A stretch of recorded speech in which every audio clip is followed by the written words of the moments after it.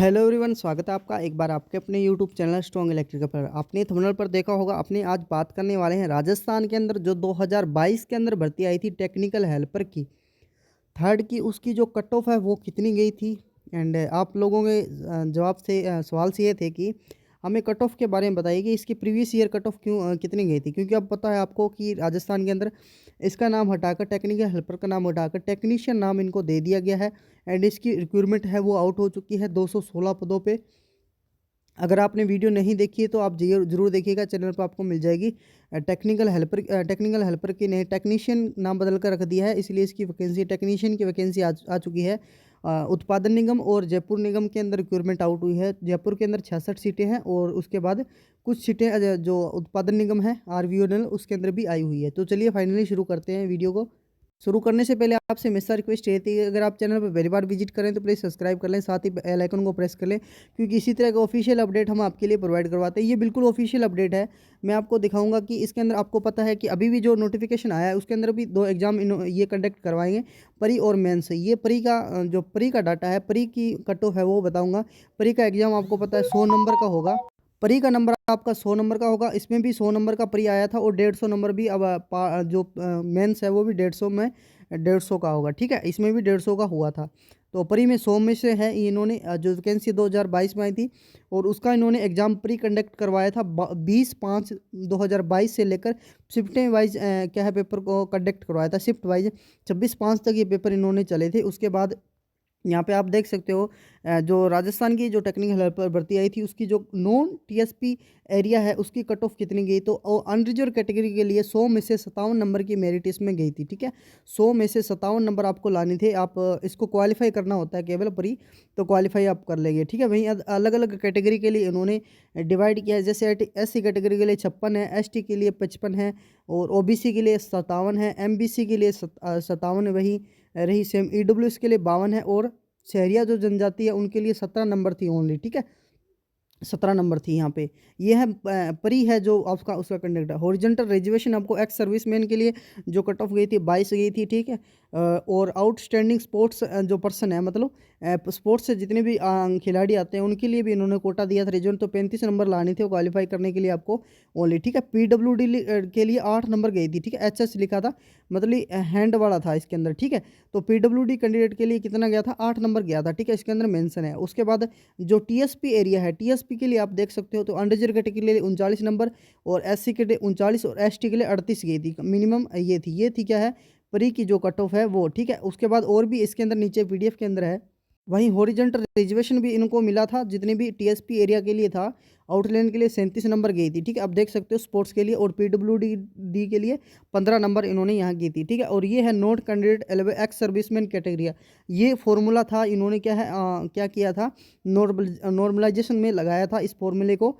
तो यहाँ पे आप देख सकते हो इस वाले फॉर्मूले के अंदर इन्होंने बताया था। ठीक है, तो बेंच वाइज आपको पता है कि इस बेंच में इस पेपर को मॉर्निंग में हुआ, ये इवनिंग में हुआ, ये फिर इवनिंग हुआ। एक एक दिन के अंदर जो एग्ज़ाम दो एग्ज़ाम कंडक्ट करवाए थे और इसके हिसाब से अलग अलग इन्होंने क्या है जो फॉर्मूले का यूज करते हुए नॉर्मलाइजेशन हुआ था।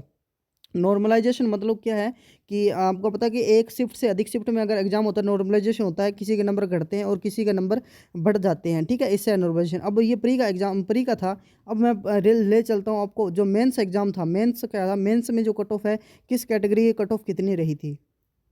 तो ये है मेंस एग्जाम। मेंस एग्जाम यहाँ पे आप साफ साफ देख सकते हो। Declaration of result online examination mains for the post of technical helper third 21-22 के अंदर। ठीक है, तो आपने इन्होंने जो एग्ज़ाम है वो क्वालिफाई जो कंडक्ट करवाया था, दी ऑनलाइन एग्जामिनेशन मेन कंडक्ट करवाया था 27/8/2022 से लेकर एंड 2/11/2022 के अंदर। ठीक है, इसके अंदर आपको पता है कि 3 महीने का गैप यहाँ पे आपको देखने को मिल रहा है। ठीक है, तो इसके अंदर दरअसल आप देख सकते हो कि ये हुआ क्या था कि जब टेक्निकल हेल्पर का मेंस एग्जाम हुआ था ना, इस डेट को जो भी मेंस एग्जाम के लिए आपको पता है कि जब 1512 पोस्ट पे टेक्निकल रिक्वायरमेंट ये आउट हुई थी, तो इन्होंने 10 गुना कैंडिडेट को बुलाया था। मतलब आप देख सकते हो कि 15,000 प्लस कैंडिडेट यहाँ पे थे। ठीक है, 15,000 प्लस कैंडिडेट एग्जाम देने गए थे मेंस का। तो इसके अंदर क्या हुआ था कि मेंस का एग्जाम जब कैंडिडेट गए थे, तो इसके अंदर क्या है कि जो मेंस के अंदर कैंडिडेट गए थे, उनका जैसे जयपुर के अंदर कई जनों का सेंटर आया था ना, कई लोगों का, तो उनका क्या पेपर लीक हो गया था, ठीक है, पेपर लीक हो गया था, मतलब 4 से 5 सेंटर ऐसे थे, 4 से 5 सेंटर ऐसे थे जिन्होंने इन्होंने दोबारा कंडक्ट करवाया था पेपर को, ठीक है, जिनका एग्ज़ाम कैंसिल नहीं हुआ था, ठीक है, वो तो उनका तो वही रहा था, लेकिन जिनका एग्ज़ाम कैंसिल हो गया था या पेपर में कुछ गड़बड़ी हुई थी, उनको क्या है दोबारा कंडक्ट करवाया था एग्ज़ाम के अंदर, ठीक है। इन बातों से मैं काफ़ी ज़्यादा वाकिफ़ हूँ, क्योंकि मेरा दोस्त था, उसी के साथ हुआ था, तो ठीक है। तो उसने मेरे को सब डिटेल बताया था कि भाई ऐसे-ऐसे करके एग्ज़ाम हुआ, उसके बाद हमारा फ़िल है क्या, एग्ज़ाम को कंडक्ट करवाया गया था, ठीक है।